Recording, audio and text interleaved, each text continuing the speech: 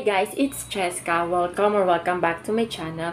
And for today's video, magkakaroon nga tayo ng haul. Because yesterday, pumunta kami ng family ko sa City of Pines, Baguio City!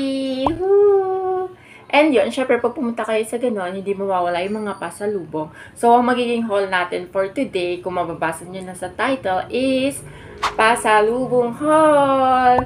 And also, I just want to clarify things. Hindi kami pumunta ron para mag-vacation or whatever. Parang nagkaroon lang kami ng quick getaway doon ng family ko para mag-unwind, bawas stress, and also para ma-enjoy rin namin yung company ng isa't isa. Dahil ang tagal na rin namin hindi nakakalabas ng kaming apat lang, ng kaming family lang. And bumili na rin kami ng mga onting pasalubong para sa relatives namin and sa iba pa naming minamahal para naman... Wala lang, hindi ko alam kung ba't kami namili ng mga pasalubong. Kahit hindi naman talaga dapat kami bumili ng pasalubong that day.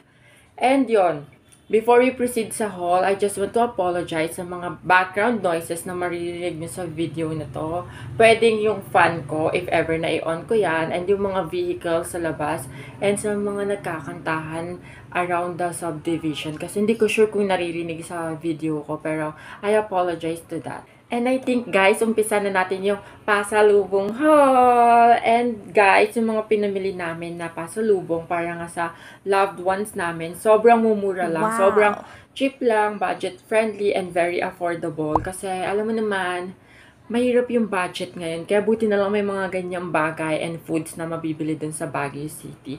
And papakita ko rin sa screen yung presyo ng mga products, and if ever na alam ko kung magkano yun, kung naaalala ko pa, iboboka ko na rin sa inyo. Pero makikita niyo yung prices ng bawat products somewhere in the screen. Anyways, umpisaan ko na muna dito sa mga keychains. Feeling ko naman, memorize ko yung mga presyo because sobrang onti lang na itong mga pinamili namin doon. Itong keychains na to, ganyan. Iba-iba siyang style. Insert ko yung picture here ng mga pwede nyong pagpilian na keychains doon. Pero apat na...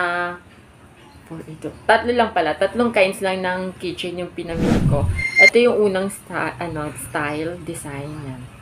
May nakalagay, I Heart Baguio, then Sunflower. Ganyan siya. Ito yung unang design na pinili ko. And ito naman yung isa. And ito naman yung huli. Ito siya. Ito siya, tatlong kinds lang, tatlong designs lang yung pinili ko. Pero sobrang dami mong pwedeng pagpilian. Meron nga dun mga kabayo, ganyan. Pero ito lang yung mga pinili ko. Look. And also guys, ang binili ko neto ay 12 pieces. Pero hindi yun dahil sa trip ko lang marami. Kasi ano nila yon, parang ayun yung... Anong tawag ba sa ganun? Parang 12 pieces, 100 pesos na siya. Ito siya guys lahat. Nilagay ko lang siya sa plastic para sama-sama. Pero, eto siya. Eto sila. Hindi siya dahil marami sila, girl. And, onti lang naman pagbibigyan ko dahil relatives ko lang, yung boyfriend ko. And, ako, syempre, kailangan ko din ito para meron akong patunay na nakapagbagyo ako. Hindi pa yan lahat nandun pa. Ito lang yung binitbit ko para for the thumbnail. And yun. 100 pieces, ay 100 pieces, 12 pieces for 100 pesos. O diba, sobrang cheap lang yun, sobrang affordable. Kaya nga sabi ko, sana bumili pa ako na mas marami. And gusto ko lang sabihin na, gusto ko lang idagdag na information. Bumili ako nito, syempre remembrance. Diba nabanggit ko kasi para ako rin, patunay na nakapunta na ako ng Baguio. Dati pa ako nakapunta ng Baguio. Walang nagtatanong pero gusto ko lang i-share bakit. Sawang-sawa na kami sa Baguio, pero sobrang sarap niyang balik-balikan. Ay, wala talaga eh. Wala talaga umaalog. Bakit ganun? Pero yun, sobrang ganda talaga sa Baguio. And kung mapapanood nyo man yung video ko, syempre mayroon ako separated video para sa Baguio travel vlog namin ng family ko. Makikita nyo naman sa channel ko. Pero I'm pretty sure mauunang ma-upload tong haul ko bago yung travel vlog namin doon. And yun, ito yung una naming binili. Itong keychains. Next naman is, itong mga to. Ayan, itong mga food. Iba-iba rin to. Ano naman to guys? Assorted, yung mga ganito. 100 pesos, 7 pieces na ganito na. Mayroon peanut brittle, chocolates, chocolate crinkles. Ano to? lengua. Ito yung mga pwede nyo makuha. Wait, isa-isahin ko. Pwede nyo pagpilian pala. Pero ito lang kasi yung pinili namin. Pero sobrang dami nyo pwedeng pagpilian. Meron doon, ito. Ano daw? Lengua de gato? Lengua de gato. Ayan. Meron ding peanut brittle. Meron ding chocolate crinkles. And meron ding sampalok. Sweet sampalok to, guys. Sweet sampalok. Very delicious. And meron ding... Alam ko may iba pa kami binili. Kasi para-pareho lang yung pinagpipili namin ng mama ko. Para hindi na mahirap, diba? This one. Meron ding strawberry crinkles. Yan. Tapos 7 pieces. Like for example, this one. 2, 4, 5, 6, 7. This one.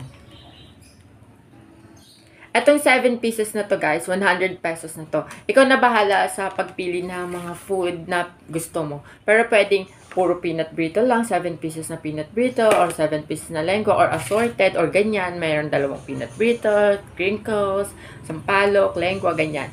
Pwede, kayo magdidesisyon kung ano yung gusto nyong bilhin. Pero 100 pesos na to, guys, for 7 pieces. O, diba, 7 pieces for 100 pesos. Saan ka pa, mabubusog ka na dyan, tapos matitikman mo pa yung mga delicacy sa Baguio.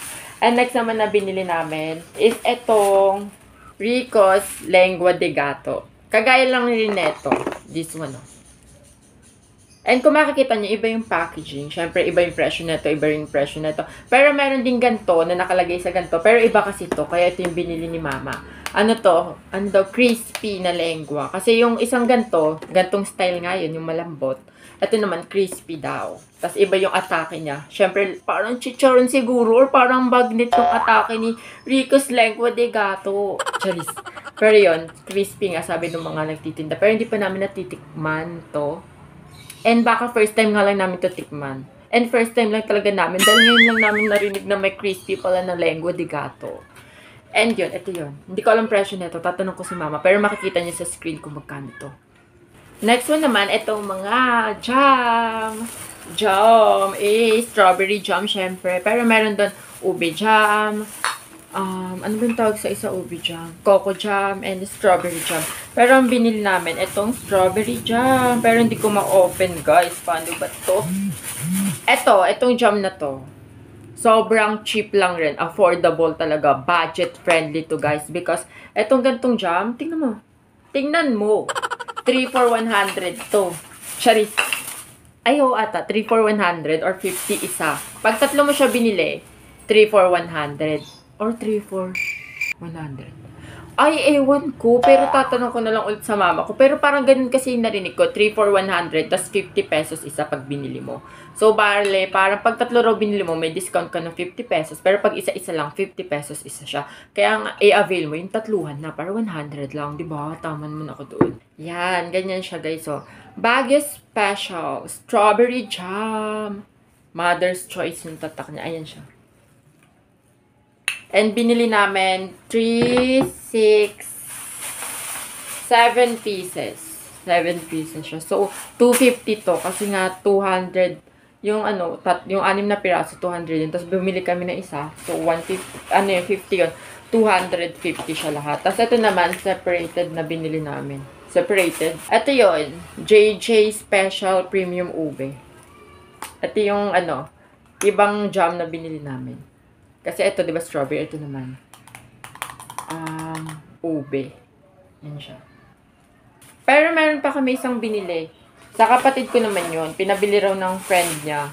Strawberry jam rin. Pero iba siya. Buo-buo. Like, meron mga laman na strawberry. This one kasi wala. Kaya siguro affordable lang to. Wala siyang buo-buo na strawberry. Pero yun, meron.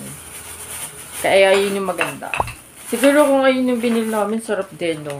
Ayan na, binabalik ko na maayos, Ako isang responsible na tao, Bigat na itong siya.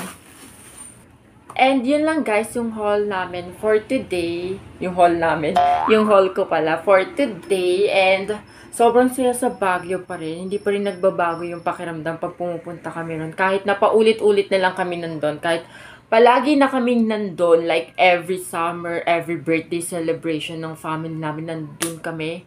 sobrang ganun pa rin yung pakiramdam. Akala mo, baguhan ka pa rin doon. Akala mo, first time mo pa rin pumunta ron. And also, may bago silang attraction doon, di ba? Yung, ano ba yun? Igorot Stone Kingdom. And sobrang ganda rin doon. Kaya lang, sobrang daming tao and medyo expensive yung entrance. Pero I think worth it naman. Kasi nga, syempre, sobrang ganda talaga nung scenery, Instagrammable talaga. And mapapanood nyo yun, syempre, sa Baguio travel vlog ko.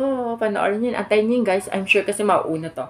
And that's all for today's video, guys. I hope you enjoy watching. And huwag nyo kakalimutan mag-subscribe sa channel ko. Hit nyo na rin yung notification bell para naman na-notify kayo every time na may bago akong post dito sa channel ko. And i-hit nyo yan because kung gusto nyo mapanood yung Baguio travel vlog ko, hindi nyo yun mapapanood right away because hindi kayo man-notify. Kaya kailangan nyo mag-subscribe and hit the notification bell.